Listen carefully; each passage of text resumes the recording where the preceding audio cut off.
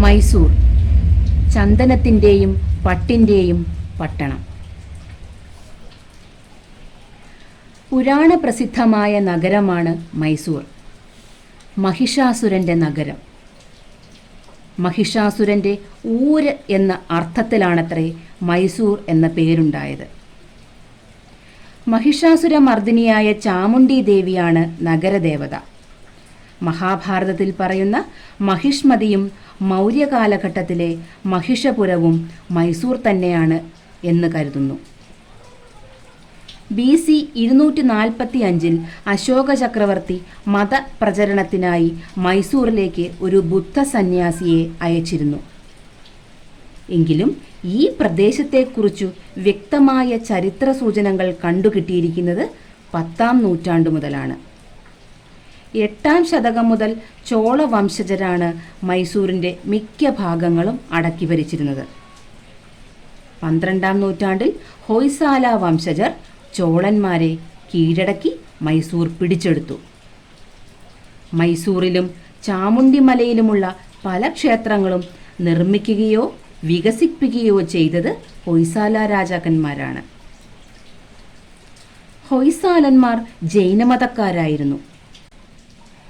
1330 മാലിക് കപൂർ ഹൊയ്സാലരെ കീഴടക്കി.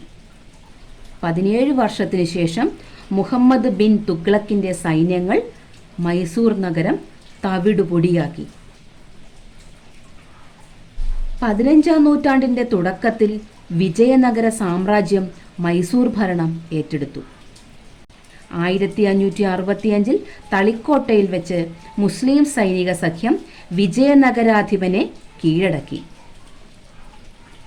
എന്നാൽ തദ്ദേശപ്രഭുവായ വോഡയാർ ശ്രീരംഗപട്ടണത്തെ കോട്ട പിടിച്ചെടുക്കുകയും മൈസൂർ നഗരത്തിൻ്റെ ഭരണാധിപനാകുകയും ചെയ്തു. അദ്ദേഹമാണ് മൈസൂർ സാമ്രാജ്യത്തിന് ബീജാവാപം ചെയ്തത്. 18ാം ശതകത്തിൽ ഹൈദരലി മൈസൂർ പിടിച്ചെടുത്തു. അതോടെ പുതിയൊരു യുഗം തുടങ്ങുകയായി. മെക്കയിലെ ഖുറൈശി വംശത്തിൽപ്പെട്ടവരാണ് ഹൈദരാലിയും ടിപ്പുവും. 16ാം നൂറ്റാണ്ടിനൊടുവിലാണ് അവർ ഇന്ത്യയിൽ എത്തുന്നത്. ഹൈദരാലിയും ടിപ്പുവും മൈസൂർ രാജാക്കന്മാരുടെ പടത്തലവന്മാരായി വേഗം വളർന്നു. പിന്നെ രാജ്യം അവർ കീഴടക്കി. ഹൈദരാലിക്ക് ശേഷം ടിപ്പു സുൽത്താൻ രാജ്യഭാരമേറ്റു. മൈസൂർ കടുവ എന്നറിയപ്പെട്ടിരുന്ന ടിപ്പുവാണ് മൈസൂർ രാജ്യത്തിൻ്റെ വിസ്തൃതി ഏറെ വർദ്ധിപ്പിച്ചത്. ബ്രിട്ടീഷുകാർക്കും അദ്ദേഹം ഒരു പേടി സ്വപ്നമായി തീർന്നു. 18ാം വയസ്സിൽ തന്നെ പിതാവിൻ്റെ നിർദ്ദേശാനുസരണം മദ്രാസിലെത്തി യുദ്ധം ചെയ്ത് ടിപ്പു സെൻറ് തോമസ് മൗണ്ട് കീഴടക്കി. പലതവണ ബ്രിട്ടീഷുകാരെ തോൽപ്പിച്ചോടിച്ചു. ടിപ്പുവിനോട് തോറ്റ വാറൻ ഹേസ്റ്റിങ്ങിനു പകരമായി കോൺവാലിസ് പ്രഭു ഗവർണറായി വന്നു.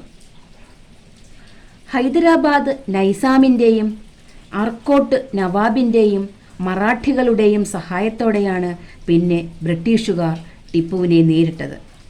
ടിപ്പുവിൻ്റെ വിശ്വസ്തനായിരുന്ന മിർ സാദിഖ് അദ്ദേഹത്തെ ചതിച്ചു.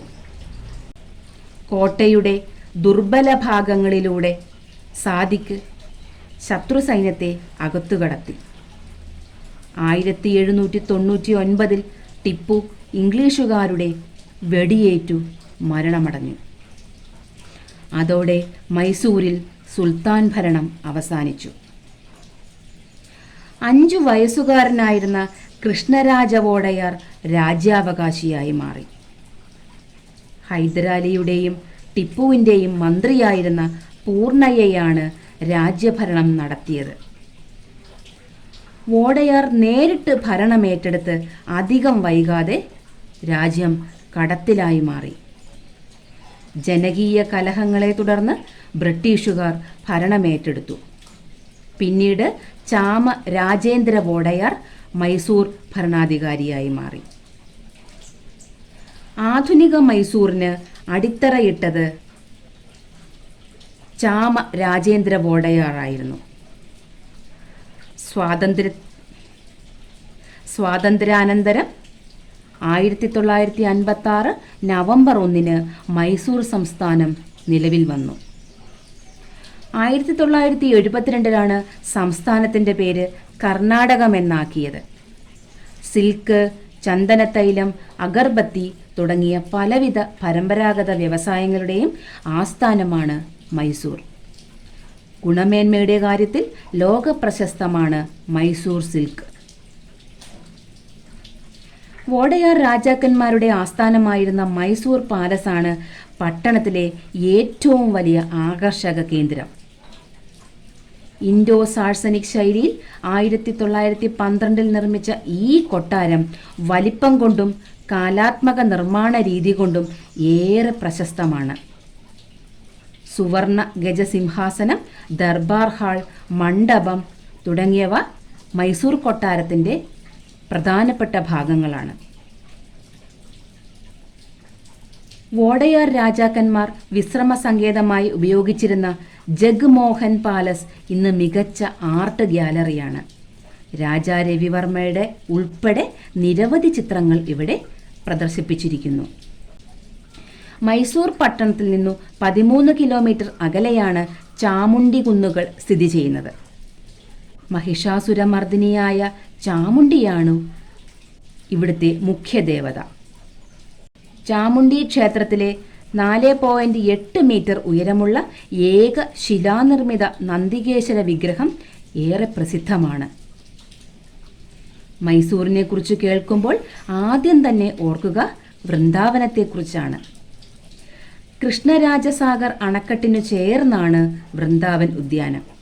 ഇന്ത്യയിലെ ആദ്യത്തെ വിവിധോദ്ദേശ അണക്കെട്ടുകളിൽ ഒന്നാണ് കൃഷ്ണരാജസാഗർ. പ്രശസ്ത എഞ്ചിനീയറായ എം വിശ്വേശ്വരയ്യയാണ് അണക്കെട്ട് നിർമ്മാണത്തിന് നേതൃത്വം നൽകിയത്. ബാംഗ്ലൂർ മൈസൂർ ഹൈവേയിൽ മൈസൂരിൽ നിന്നും 14 കിലോമീറ്റർ അകലെയാണ് ശ്രീരംഗപട്ടണം. ഇവിടുത്തെ കോട്ടയിലാണ് ഹൈദരാലിയും ടിപ്പു സുൽത്താനും വാണിരുന്നത്. ടിപ്പു വെടിയേറ്റ് വീണതും ഈ കോട്ടയിൽ തന്നെയാണ്.